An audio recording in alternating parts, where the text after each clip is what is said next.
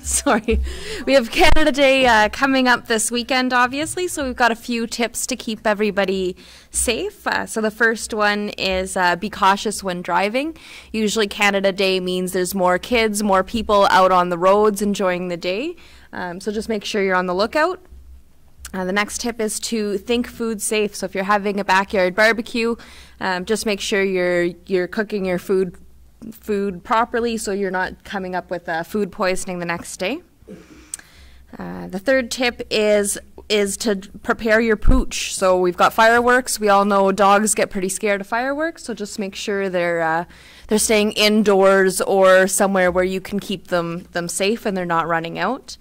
And the last tip is to stand out in the crowd. So wear bright reflective clothing. And make sure you're just watching when you're crossing the street. There's probably extra traffic as well, so just be aware of that. Good, thank you for that. Any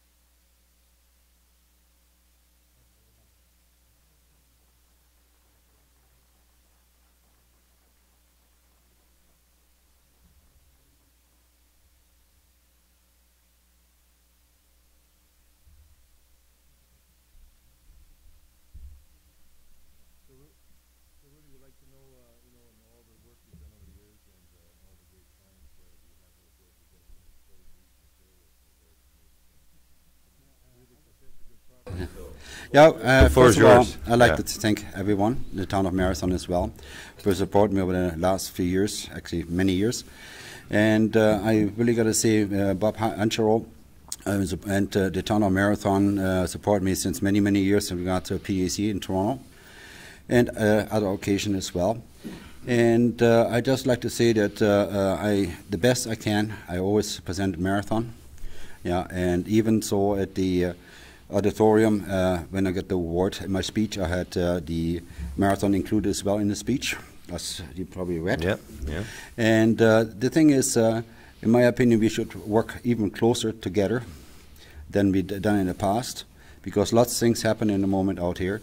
Like in White River, just White River, we got over 800 units. I have 2 geologists working there right now, and 4 local guys from Marathon, been working since weeks there, doing 4-wheeler trails and so on. And then Hemlow North property, we got Steve Hammer from Thunder Bay. In the moment, they're putting, with machines, they're putting 4-wheeler trails in there, and we're doing stripping on some of the discoveries. And we're hoping in the next month and a half to have drilling there, and drilling about 5 200-meter holes. And actually, on July the 19th, Tashoda Resources will have a presentation here in town with the event from the ministry. And also Churchill Diamonds, who's working at the White River property, will have a presentation as well. But it's not only White River. North-west of Marathon is called Sandspit Lake. I made a not diamond discovery, but kimberlite boulder discovery. And I optioned the property to Churchill Diamonds as well a few months back, actually last fall. And due to my doing out there, we have now staked more units, up to 288 units. And we flew the airborne survey as well already. So probably in the fall, we were working on that area in regards to diamonds. And the golden, actually it's the Good Hope carbonatite section, where the major niobium discovery. I've been out there this week with another geologist from BC, British Columbia, and a geologist from Sudbury, that's Julie and Anthony. And plus we have since over 20 days 2 persons working, one geologist from Thunder Bay and a student from the Lakehead University, working on the property daily. And actually I'm touch base with them tonight. And they're working until June the 29th. And then we will be having a drill program of 1,000+ meters on the property as well, probably starting in the 18th, 19th of August. So we will be busy drilling the swamps to advance the property.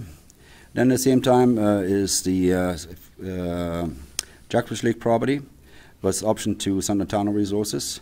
So they're planning a large work program as well. We've got up to 38.9 grams gold in some of the section. The other section run about 16.4 grams gold per ton.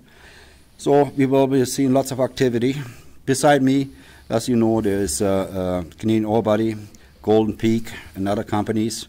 I've just been fortunate enough to, over the years, because I know what's going on with Williams, like Barrick, and to pick out the key properties within the area. But I staked. It's over 466 units, close to 500. Versus the Hemlow South property, we just finished drilling 422 meters, waiting for the assays. Come back is very interesting. And the Hemlow West property is just to the northwest on strike with Barrick, with the open pit section. And that's in a second share structure.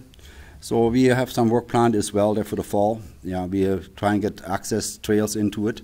And basically it's looking pretty promising. And what's going on in the area, I just only can say one thing. I was fortunate enough that I done what I did. That's why I have some of the key properties within the area. Good. And should be there some other things that come up in the future in the fall, then I wouldn't mind to make a presentation to you guys here to update you guys on what's going on and what the new discoveries are. And it's looking pretty promising. Well, I would certainly encourage you to do that, Rudy. I think that it's good for council to hear what's happening around our community and around the district and the area. And we know, and I know the work you've done, and the relationship that we've had with you and through the Economic Development Corporation is promoting Marathon and your properties as best we can. So we want to continue that marriage and that partnership. And I would encourage you to get a hold of Daryl and Louise and make arrangements in the fall to come back and do a presentation. Yep. We'll give you more time that way that you can do like a nice little PowerPoint presentation on some Yeah, of it the will key be about properties. 45 minutes to an hour presentation, because I'm going to put everything together so everybody is up to date what's going on. And not only my properties, I will mention some of the other ones as well. Okay. And like I said, in the future, hope we're working still together and maybe a little bit closer. But I have to remind you, we'll have to Yeah, I know. squeeze that down to about maybe a half an hour tops. Yeah, no problems. That's our delegation full amount allocation, so we usually can give you 10, 15 minutes, but we'll spread it out for half an hour because we Half know an the hour is importance, fine. but we'll squeeze it into it. Let's say this way, it won't not put you to sleep. Absolutely. No, I think it's very exciting stuff, and I think there's lots of opportunities in Marathon. I always think, and I think all this council and administration think that we look at Marathon as a glass half full rather than a glass half empty, because we think there's great things happening in our community. There's great things going to happen in our community. So The opportunities are out there. It's just the matter of getting the companies in there. That's why I always go to PAC, try to get companies in there. So far, even in the bad times, I've been fortunate to manage to get companies here, even in the bad times when the stock market was down in 4 years. I was the only person in 2015 and 2014 who make deals and Right. the areas and get companies in. good. But the thing is, we're looking for a bright future, and we put the money into the ground. Well, on behalf of this council administration and the Economic Development Course, Rudy, I want to thank you very much for all the hard work you do, and look forward to all the work you're going to do in the future. And we look forward to seeing you in the fall, and keep up the good work. Yeah, thank you very much. And thank you for all the support you guys have been giving me in the past. No, congratulations. Thank you. Thanks, Rudy. Thank you. Appreciate it. Okay. Up next, we have another delegation. Madam Chair, Joy Bott is going to come down and give us an overview of the Economic Development Corporation highlights. Joy is the past chair of the Economic Development Corporation, but filling in for the new chair, Don McKay, who is not available this evening. So good evening, Joy. Good and evening. Bob. Mayor Dumas and councillors, thank you very much for the opportunity to bring the Marathon Economic Development Committee annual report for 2016 to you. You have our full report, I believe, already on your computers probably, but I would like to highlight what we consider to be a few key areas. You know that when the MEDC was incorporated, the Council of Marathon at the time, and the Council is our shareholders, gave us a list of key performance indicators, expectations that they had of the board and the staff annually. This list has since been edited to blend those items that had the same purpose, but we're pleased to let you know that these performance indicators have been exceeded in all categories that can be numerically totaled, and that the ongoing indicators have been given significant attention during the year, noting that those kinds of things kind of remain fluid to adapt to the needs of the particular time. So you can check out what the actual numbers are, but since I've been chair anyway, those numbers have been much greater than the expectations. We work within 6 economic themes and have projects working in all of them, although some use less time and energy than others. And for some of them, the projects fit into a number of themes, and we generally put them in the one that is the largest, but they seem to have tendrils that go out of all economic themes. We're finding that because some of these projects we're moving forward on, as we move forward, the projects blend and the economic themes get closer together. In the energy economic theme, we've spent considerable time cultivating partnerships at both the national and international level. In particular, having 2 representatives at the table with the Greenstone Marathon Local Advisory Committee and in energy, and their work with Hydro One IESO. That's going to be the foundation for any cogeneration projects that take place. And cogen can take hundreds of different forms when they happen, but this is going to be important to us. Our efforts in forestry appear to move slowly on the surface, as do any good, solid, vital projects. But partnerships are developing and conversations with universities as well as with international companies look really positive. I walked in on a conversation the other day with some people in places that I never expected to, in companies that I didn't expect Marathon to be dealing with. So it's looking good.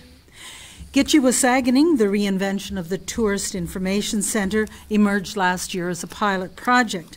And we've certainly shared what was positive and the negative things about that. We're grateful for the support of this council as well as Bitgong in providing funding, particularly with staffing, to enable this to happen. And we're pleased that it's open again this year. And I'm encouraging all of you to get out there and visit. There's some really interesting programming that's taking place, both from the Indigenous peoples direction, but also from Marathon's direction. And please go out there and take a look when you have special gifts that you need to buy for someone, because our artisans are really important to us. We continue to seek options for the mill site. And our board favors what we'd call a light green industrial park down there once it's been cleaned up, and we know it's once it's been cleaned up. And hopefully we can see this happening in the near future. We see this property, as I'm sure you do, as a long-term investment to make Marathon sustainable. We've continued to be in touch with our mining sector and work on education, agriculture, and transportation are all tied to our work that more specifically seems to come under other economic themes. As chair in 2016, I would really like to thank the board of directors, because they're a group of people who have worked really diligently on keeping Marathon a healthy community, because they're happy to live here, even though a couple of them have since moved away. But I want to tell you that Don McKay was vice chair last year and has taken over in 2017 as chairperson. Christina Burke, Mayor Dumas, Dr. Elizabeth Gaudry, Neil MacDonald, Jean-Marc Perret, and Nicole Richmond, and of course Chuck Verbo, our secretary-treasurer, and we'd like to thank them for their diligent work on your behalf. Our staff, which has been changing throughout 2016, works really hard to keep Marathon on the world's radar. To answer that phone countless times with people who are looking to start jobs, people who are in jobs, people who have ideas that we may be able to make work, people asking questions. I don't think that we would be where we are if that phone hadn't been answered well, and answered well in the past.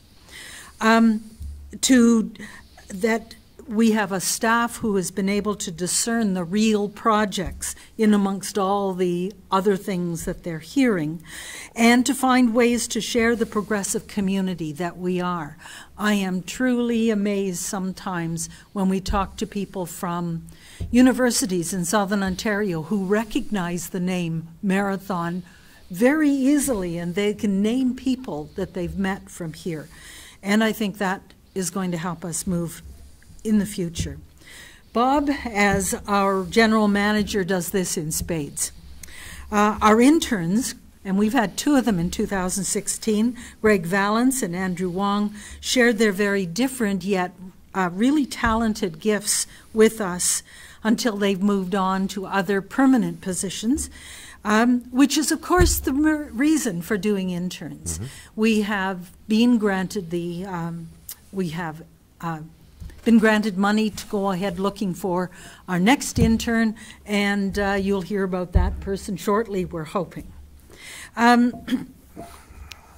And I also want to thank Lana Beaulieu, who is a previous intern with us, because she stepped in as administrative, on administrative projects when we needed her, when Andrew left and Bob was off for a while, and she stepped in as we needed her, and when others were not available, and done a fine job for us.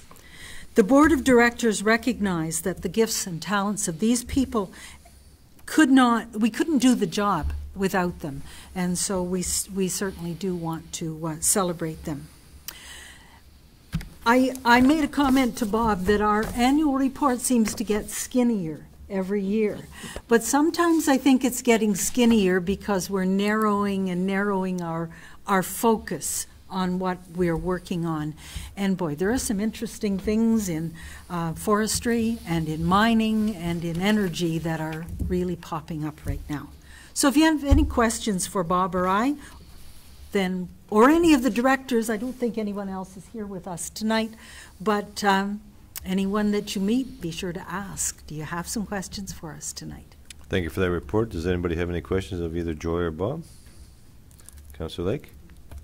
Maybe just more of a comment, just that it's nice to hear you saying that there's kind of you want to diversify the economy. Like that's been the goal of this council all along. I mean, Marathon was born as a one industry town, and the mill ran the town and owned everything that was in it, lock, stock, and barrel. Sure. But that's not the future, right? And I appreciate that you're not just chasing a smokestack, but looking in all different sorts of areas. Because if we're going to be a functional community in 50 years and 100 years, it's going to be because we have a bunch of different kind of irons in the fire, right?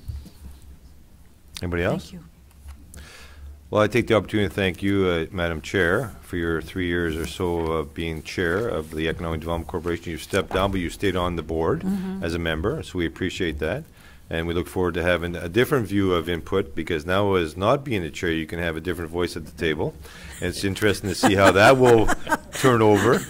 And I also would like to thank Bob for his great work and hard work as well. And then look forward to, I know Bob had mentioned there's 3 different individuals who applied for the internship, so be looking forward to see that position filled, and we can have that continuity back in the office. So thank you very much for the report, and look forward to the great work going forward. Thank you. Thank you very much. Appreciate it. Okay, I'm just going to give a quick verbal on the economic development, the NOMA and the impact session that took place in Thunder Bay last week.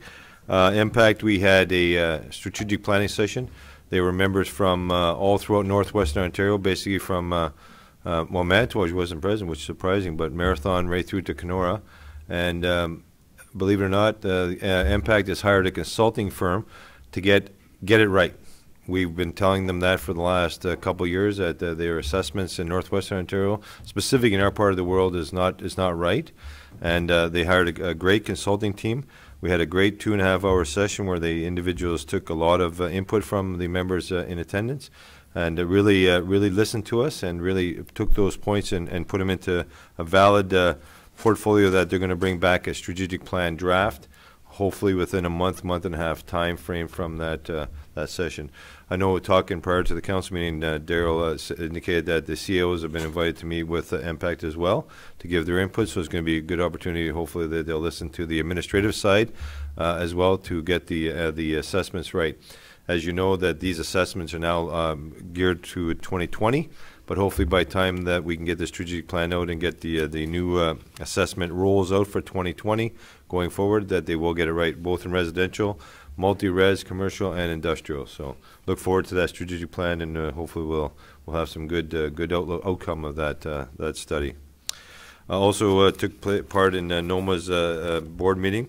This is a meeting setting us up for the AMO conference coming up in August, and some of the things we want to discuss with the various ministers. Some of the items that we discussed at our business was Waste Free Ontario, and Mike Barrett was there giving a presentation on the new rules and regulations, but this is not going to take place. This is funny, but by 2080. So if we're all around, we'll see we'll see a big change in Ontario by 2080. So okay. Anyway, it was very interesting. I brought up a discussion around northwestern Ontario being looked at for self-governance. The board of directors took it very seriously, and we're going to do a little bit more homework and research in regard to the county governance model and see how we want to look at it and what type of form we want to look at it as self-governance, if we can bring that argument to the government. So it won't happen at this AMO conference, but it's going to be something we're going to discuss further going forward. By 2080, yeah, hopefully. Well, we like to work a little faster than our parents, the provincial government, but we'll get there. Minimum wage increase, there was a big discussion there. There's a subcommittee from NOMA sitting on that to give input back to through the chambers in Ontario as well as the government of Ontario, and the impacts it will have on not only small business but the whole economy. Conservation areas of taxation. This was another thing that was discussed. We don't see the impact for us, our areas, because we don't have conservation areas, but anywhere but they do have. For example, there's still site in Ebing, a piece of property sold for $13 million, and the taxation is something like $20,000. So it's a real impact in Ebing, and huge value to the property, but no return. Now that property is taken out of opportunity for sale for future development or anything because it's conservation area. So it's something that was kind of unique to hear. Then, of course, the AMO issues and what NOMA is going to do this year, again, because it's an election year, is bring back the report card. And the report card is each and every election term, we bring back the issues that we've discussed over the last 3 years or 4 years with the provincial government, and we rate them on a grading system based on what they've achieved or didn't achieve. So be interested to see, and I already just the dialogue back and forth over last week, there's a lot of minus, D's, and F's. So then we're gonna make sure that they're fully aware of the impact, that they're not relaying back to us in regards to timely resolutions to some of our concerns. And then, of course, the regional conference update, which was real funny because nobody from Marathon was in attendance except our lone student councillor. Poor Michael, 16-year-old student councillor, attended and represented Marathon, but it was a real schmoz, as Kristen said. It was just a nightmare. So she did get through it, and it did work out somewhat. So, and then there was discussion on the electoral boundaries. This will have impact on all of us, but it's about the more northern part of our province, northwestern Ontario, and the boundaries, if they go to what the government wants, is one huge geographic area. So we've asked for that area to be split up, and that's in the Kenora Rainy River District, because it's huge. It's just too big for any one person to manage. So yeah, so we'll see what happens out of that. Then, of course, there was updates from the three different leagues, Thunder Bay District, Mississippi, Kenora District, and the Rainy River District. And then, of course, we always go through our issue trackers and updates. And NOMA is very keen on a lot of different areas, as I've shared before, and I'll share them again. Northern Policy Institute, energy, endangered species, non-urgent patient transfer, social housing and poverty, forestry, Ontario Municipal Partnership Fund, impact, assessment issues, infrastructure, mining, nuclear waste management, and then, of course, intercity bus transportation. A key one that we've been really focusing on the last little bit is railway taxation. And that was it. So it was a good session. Daryl, do you have your subcommittees have any updates on the railway taxation you can share with us? Not since the last time I updated council. Okay. The ministry was taking back the recommendations we made around the formulas they were looking to utilize, and that's supposed to be the next step in the process, is how they're going to derive the numbers, which is likely to be a hybrid formula of the current Ontario system and parts of Western Canada. So I can certainly get an update for our next council meeting. Well, and as you know, NOMA is supporting the per ton charge. So every ton it goes to our community, we want a per ton fee, whatever that might look like, whether it's a hybrid. But we want more than we're getting today. We're getting $17,000. We want a little bit more than that. So that's it. Any questions? Yeah. Councillor Fox. The meeting that you've got coming up there, is that with the consultants or impact? We already know impact. We already know impact won't listen to us. So is it with the consultants? No, it's with Carla Nell and her group. So it's a little bit different. We're actually not talking any strategy. What we're talking about are real issues that we deal with on a day-to-day basis. So I think we'll have it's a closed forum. So it's the larger municipalities in Northwestern Ontario, ourselves, Fort Frances, Kenora, to meet with Carla and her staff and bring forward, not just in a 10-minute delegation, but we have a 2-hour meeting to bring forward to show concrete examples of how these changes in assessment ultimately affect our budgets. So we're bringing forward recommendations on how to fix the problems, which I think is maybe what MPAC hasn't heard yet because we've spent the time to write that briefing. So hopefully they listen.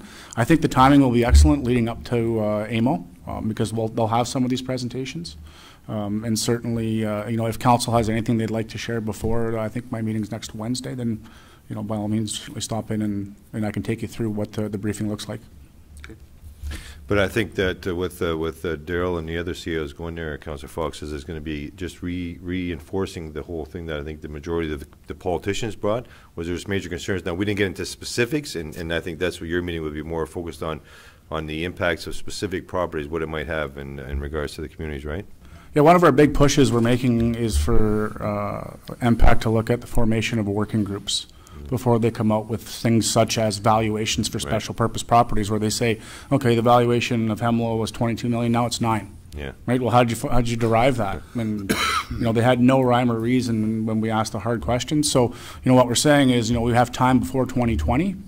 Put the CAOs and the finance people together, and we'll come up with good examples and formulas for you to utilize in specific cases that have major effects, especially on Northwestern and Ontario communities.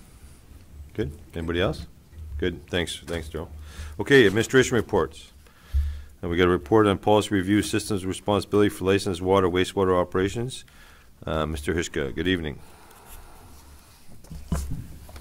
Good evening, Your Worship. Your mic is on? It is. Thank you. Can you hear me now?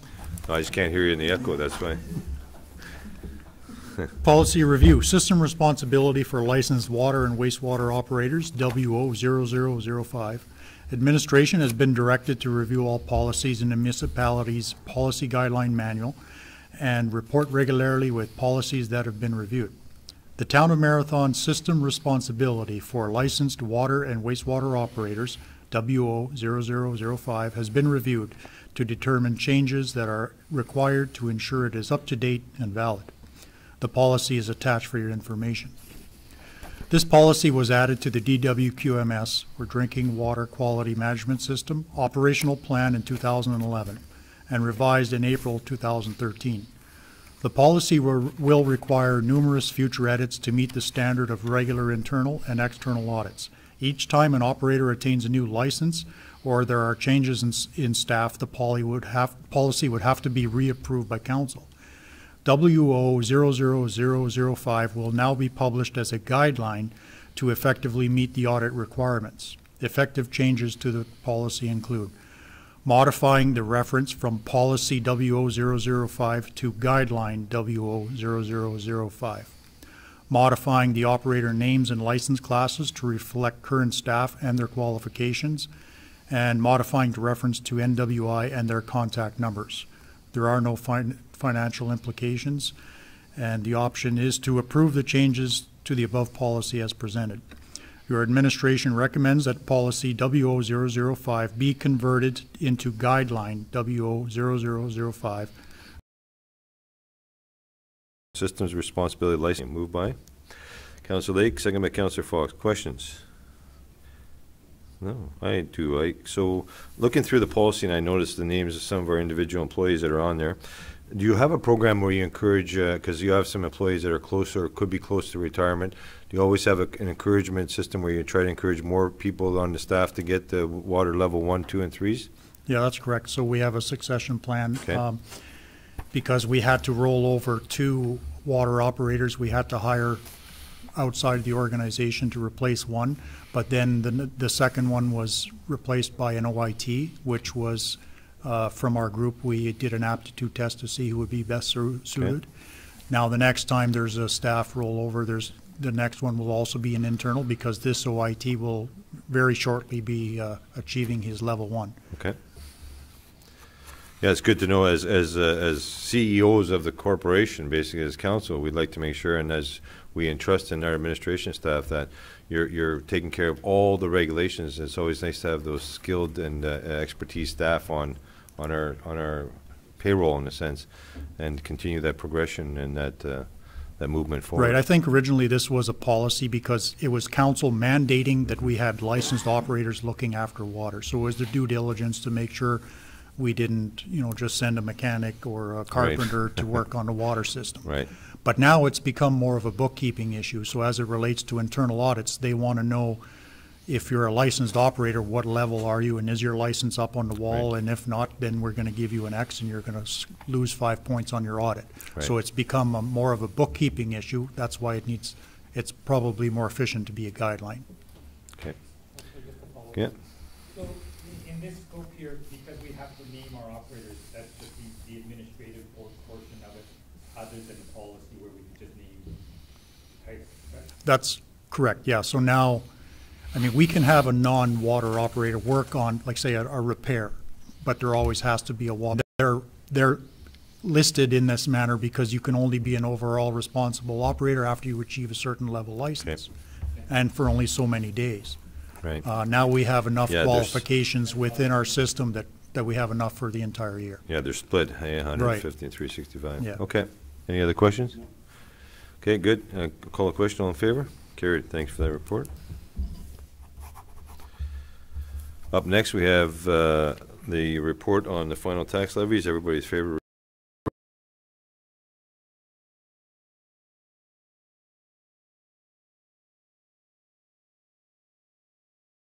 Final levy of taxes.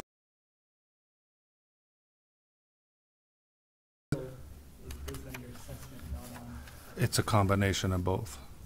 Whatever the assessment is and how much money we have to raise will determine what the tax rate is. So just if your property has stayed the same, I took a look back to 2013 and the tax rate has gone down 6% over the last 4 years. So if your property stayed the same over those last 4 years, your taxes paid would have gone down 6%.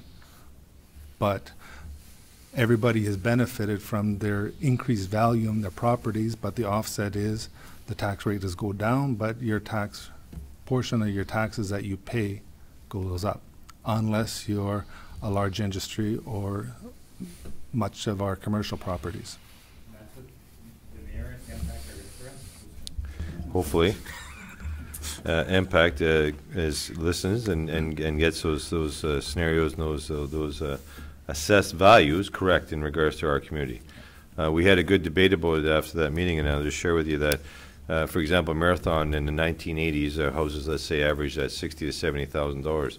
30 years later, our houses are just above that, not much. But in most communities that are stable economically, their communities have increased by at least the rate of inflation, if not higher. So they couldn't understand why Marathon says, we are baffled why our rates of our homes haven't increased to the rate of inflation at least over the last 30 years. But everybody around us throughout Northwestern Ontario have, if their community is economically stable.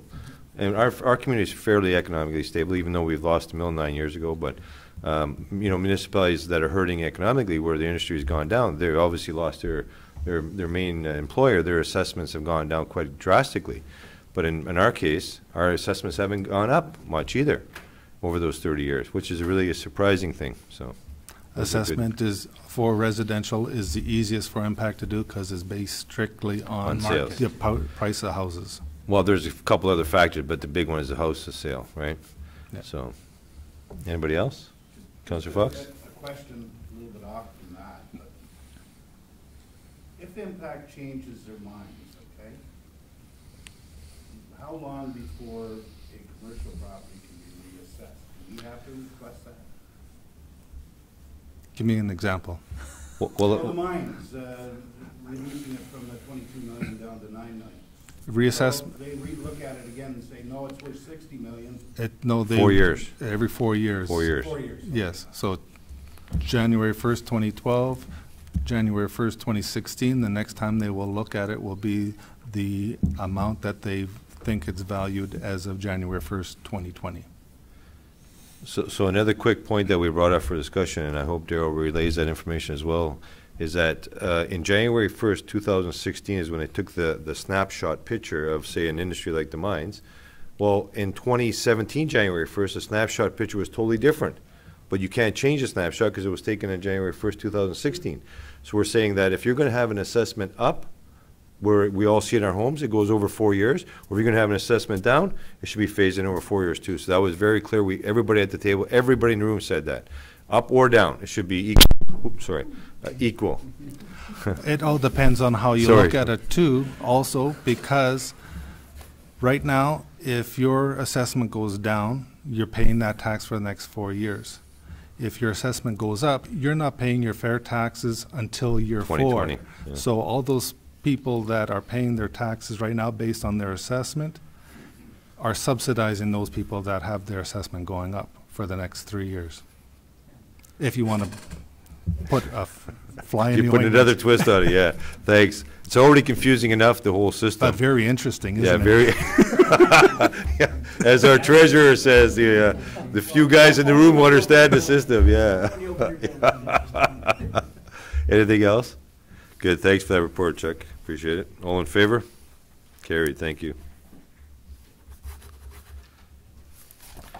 Okay, I have a couple motions here. One's for the check runs.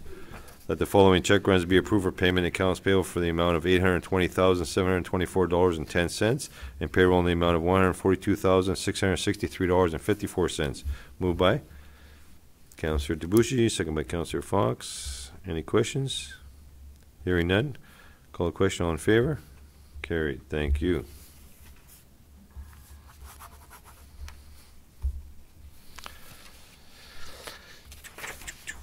Okay, a couple bylaws. Bylaw number 1905 being a bylaw to establish standards respecting the maintenance and land within the municipal boundaries for the town of Marathon be read a first, second time this 26th day of June 2017. So as you can read through this, is just basically looking at all the property standards, really words it out really clearly in regards to you know, everything you can imagine. Your grass, your easement, your twigs, your scrap, your cars, everything and anything that you might have in your yard. This is going to identify it, and then it gives a responsibility for the municipality to identify any concerns that might be risen by a neighbor, a friend, a resident, or anybody within the community that has concerns under this bylaw. So I'll need a mover and a second to put on the floor. Councillor Gingras, second by Councillor Lake. Questions? Councillor Lake. So I think it is quite the list of things that's kind of spelled out. I'm just thinking in terms of a resident. So lots of us are pack rats, and at what point, you know, perhaps my neighbor thinks my collection of treasures is maybe less so. What's the process that I, as a resident, would get in terms of, you know, maybe somebody's complained about my yard? What's the process from that end? Or maybe I want to make a complaint, and then what's the kind of procedure as we move through it? So with council's permission, I do have a briefing here that I can give with respect to some of those key points in the bylaw. I think which would be helpful for the public. Yeah. Absolutely. So what we've done really is we've asked for a repeal of a bylaw that was passed in 1996, so it was certainly due for an update, over 20 years old. So this one is really broader in scope and uses much more contemporary language in terms of our enforcement abilities, which I think was Councillor Lake's question. But some of the highlights of the bylaw, again, you know, translating the enforcement sections more accurately so we can apply them to the general public. We've dealt with animal waste on a residential property, which wasn't previously included, which obviously can become a problem within the municipality. We've added boats and trailers to the list of inoperative motor vehicles, so you know they either have to be removed or tarped.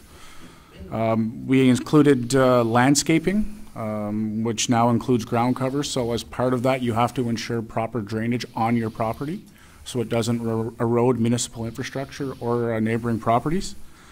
We've included some new unsafe and hazardous conditions, so things such as in terms of excavations and retaining walls.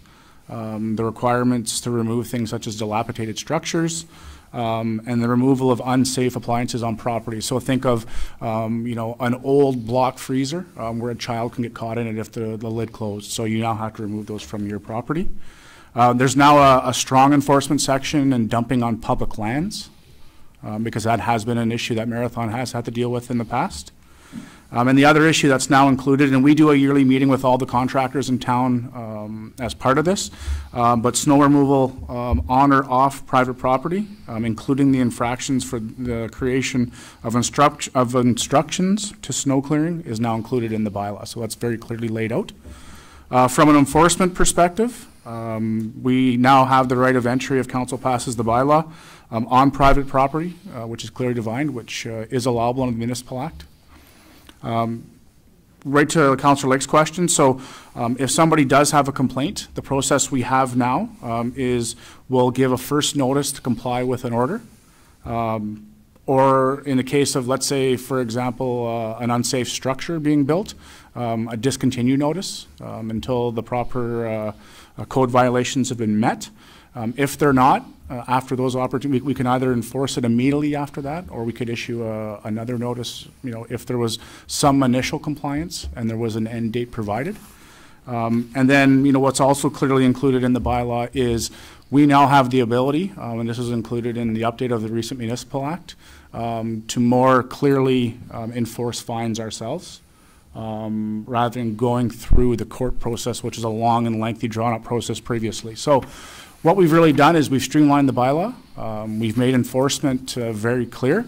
And obviously, it's our hope through some public education that people comply with the bylaw and we don't have to issue notices and summations to attend things like court proceedings.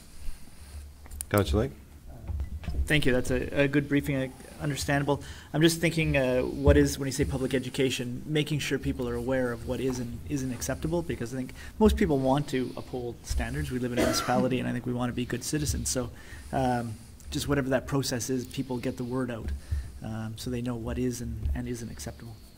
Yeah, so what we'll do is we'll undertake what we did similarly when we introduced things like recycling. Is we'll likely get some type of briefing out to the public on, on some of these new changes, because I think a lot of people are really surprised on, what they can and they can't do when it comes to things such as your yard. Generally what we do, if it's not an infraction that causes a safety issue for the public, is we'll give somebody, we'll knock on the door and say, what you're doing with your freezer is unsafe. Please remove it by, June the 30th, or we'll be back and we'll issue the order. So that we always try and include that as part of the public education process, as well as, rather than just the heavy hand right from the start. Councillor Bushy. We have an issue here with the snow removal, and we will be educating or contacting private contractors who do the snow. First one. But what about the persons?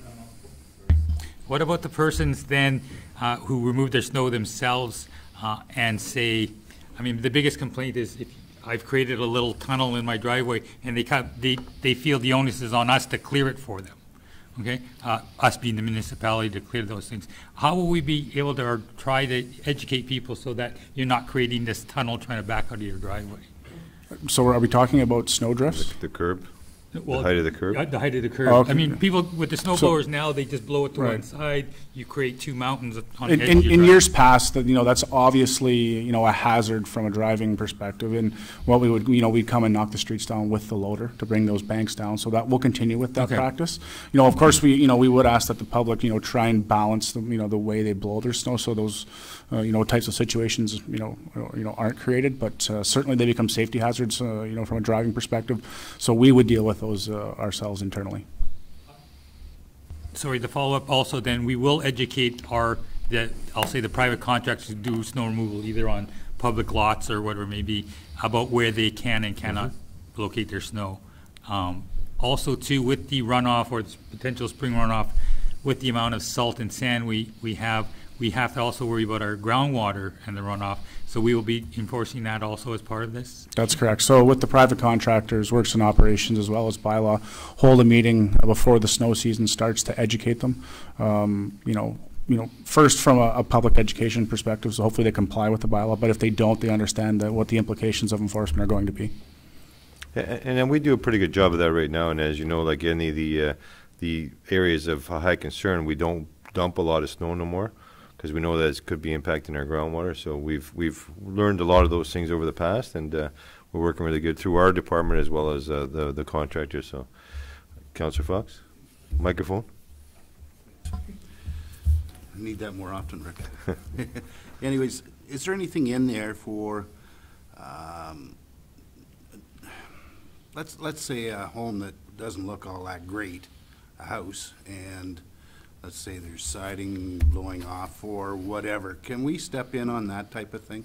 Or is it just who's to determine what is nasty and what's not? So from a residential property perspective, we can enforce a homeowner to look after their home from, you know, if there was a missing siding, or the only time we can enforce something is if it's a something derogatory on their home or in their yard. So, you know, us saying a racial slur as an example. Different enforcement options when it comes to things like multi-residential, because things like missing siding or missing pieces of roofs could lead to mold damage. But ultimately, we don't enforce that. What we would do is we would contact a Thunder Bay District Health Unit to enforce that. So, you know, if there is a resident, either multi-res or, you know, in a single-family dwelling that has a concern about those types of issues, they should contact a Thunder Bay District Health Unit who has the regs to enforce under those types of situations. We don't actually enforce them as a municipal bylaw. Okay, thanks. Okay. So I think it's this, as Daryl indicated, this bylaw hasn't been updated for 20 or so years, and we've encouraged all our residents over the past to just make sure that if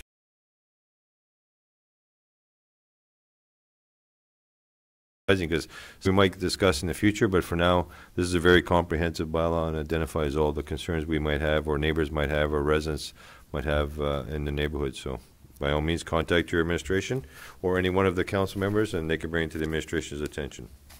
Okay, any other questions? Hearing none, I'll call a question. All in favor? Thank you very much for that. So,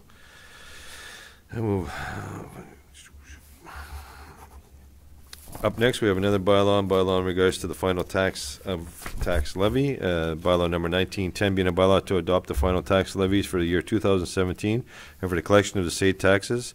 To be read a first, second time this 26th day of June 2017. Moved by Councillor Lake, second by Councillor Fox. Any questions of that bylaw? Hearing none, call a question. All in favor? Carried. Thank you.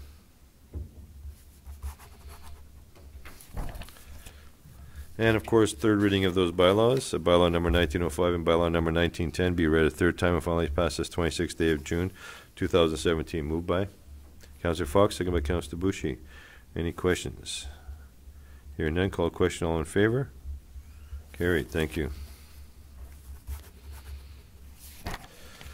Okay, I got a resolution here from the council hereby supports a resolution received from the town of New Tecumseh pertaining to the Ontario carbon tax, and further that a copy of this motion be forwarded to the town of New Tecumseh in regards to the individual listed in the originating resolution. And I need to get a mover and a second to put on the floor. Councillor Debussy, Councillor Lake, and basically looking for support in regards to identifying the carbon tax on the bill. So if you get a bill from the oil company, it says clearly as a line item, here's your carbon tax. That's all they're asking for. So it's pretty clear. Everybody in favor? So with the mover second there, and I call a question. All in favor? Carried. Just so as consumers we know what we're paying for as a carbon tax. So when you get your fuel tank filled up, you know that you paid $5 or $10, whatever it is, for the carbon tax portion. Okay. With that being said, we do have announcement in regards to Canada Day this year. Obviously, at Penn Lake, we got a whole list of activities lined up. The bouncy bags will be there. Many activities, of course. Lots of games for the kids, and hopefully it warms up so nobody was standing there freezing for the Canada Day stuff. But we encourage everybody to come out to the park and take part in the activities, and hopefully we'll have a nice long weekend. So, Daryl? So one addition, Your Worship. So we've restarted or re-engaged the public consultation process for looking at the new active living center. Right. So as part of the activities on Saturday, we'll have a full booth there with storyboards for the 4 sites that we'll continue to move forward with. So we would encourage everybody to visit the booth. I believe there are a couple of Fitbit. We'll be going into an in-camera session to discuss a personnel or identifiable individual matter in municipal, including local boards. So with that being said, I'm going to move in a second to adjourn this meeting at the hour of 8 p.m., I believe. Moved by Councillor Fox, second by Councillor Lake. Thank you and good night. Have a good week. Happy Canada Day.